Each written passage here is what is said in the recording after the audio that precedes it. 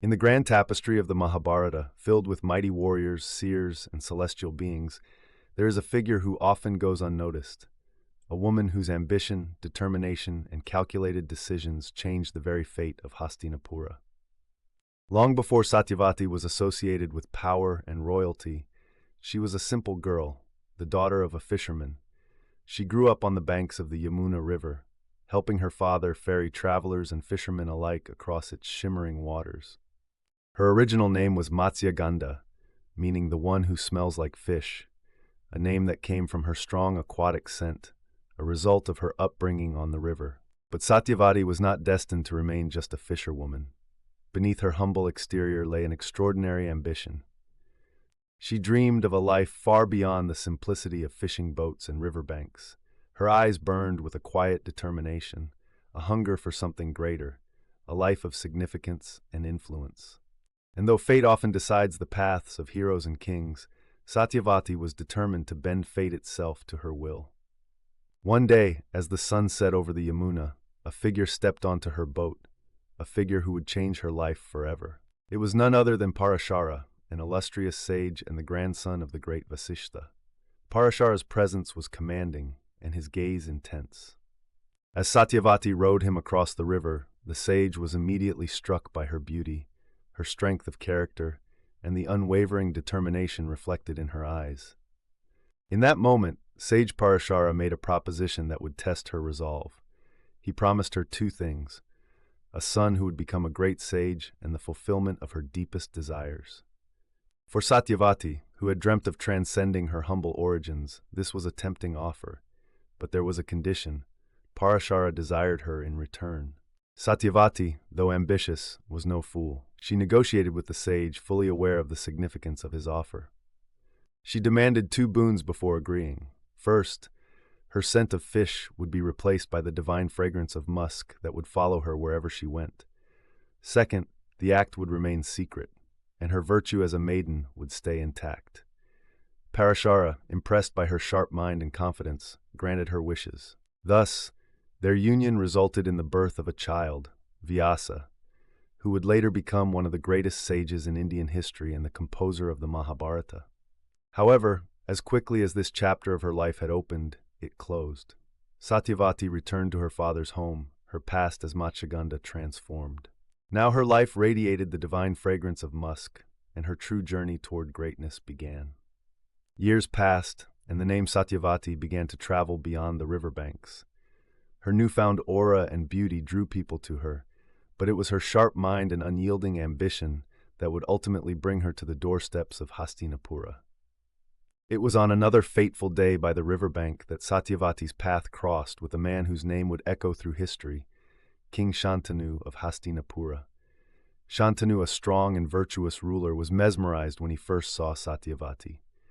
Her presence, her grace, and the divine fragrance that surrounded her left him utterly captivated. The king approached her father, expressing his wish to marry Satyavati, but her father, a shrewd man, understood the power dynamics at play. He agreed to the marriage on one condition: that Satyavati's future child would inherit the throne of Hastinapura. This was a significant demand, as Shantanu already had a son, Devavrata, born of his first queen, Ganga. Shantanu, bound by his love for Satyavati, was heartbroken. He could not make such a promise, for it would mean robbing his firstborn of his rightful place as heir. He returned to his palace in turmoil, unable to reconcile his duty as a king with his love for Satyavati. But destiny, as it often does, intervened in a way no one expected. Devavrata, Shantanu's son, and a man of unparalleled virtue, learned of his father's anguish. Devoted to his father's happiness above all else, he approached Satyavati's father himself and made a vow that would shake the heavens, the terrible oath known as the Bhishma Pratigya. Devavrata swore that not only would he renounce his claim to the throne, but he would also remain celibate for life, ensuring that no descendants of his would ever challenge Satyavati's lineage. The magnitude of his sacrifice was so immense that the gods themselves descended to rename him Bhishma, the one who took an awe-inspiring vow. With this vow, the path was cleared for Satyavati's marriage to Shantanu. She became queen of Hastinapura, fulfilling the ambition that had burned within her since her days as Matsyagandha. But Satyavati's story did not end with her marriage. In fact, it was only the beginning. She bore Shantanu 2 sons, Chitrangada and Vichitravirya, solidifying her place in the royal lineage. However, fate dealt her a cruel blow. Both sons met untimely deaths, leaving the throne of Hastinapura without an heir. Satyavati's resilience and determination remained unbroken, as she stood at the precipice of a new chapter in her life, ready to face whatever fate had in store. In the face of this crisis, Satyavati's resilience and determination came to the fore. With no other options available, she turned to her firstborn, Vyasa, the son she had borne with sage Parashara. She summoned him to Hastinapura, urging him to uphold the dynasty she had worked so hard to secure. Vyasa, bound by duty, fathered sons with the widows of Vichitravirya through a ritual known as Niyoga. Thus were born Dhritarashtra, the blind king, and Pandu, the father of the Pandavas, along with Vidura, the wisest advisor. Satyavati's ambition, once the driving force behind her rise, now became the cornerstone of Hastinapura's future.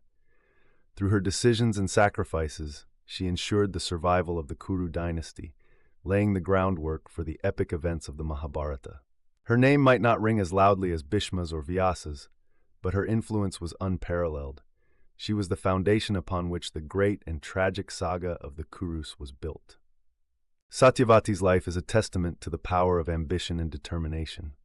She began as Matsyagandha, a fisherwoman with no claim to power or privilege. Yet she rose to become the Queen Mother of Hastinapura, shaping the destiny of an entire dynasty.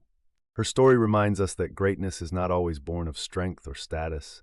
It is forged in the fire of unyielding will and shrewd decisions. Even today, as the Mahabharata is retold in countless forms, Satyavati's legacy endures. She was and remains a symbol of transformation and ambition, a woman who changed the course of history, not through might, but through her mind, her resilience, and her unwavering desire to rise above her circumstances.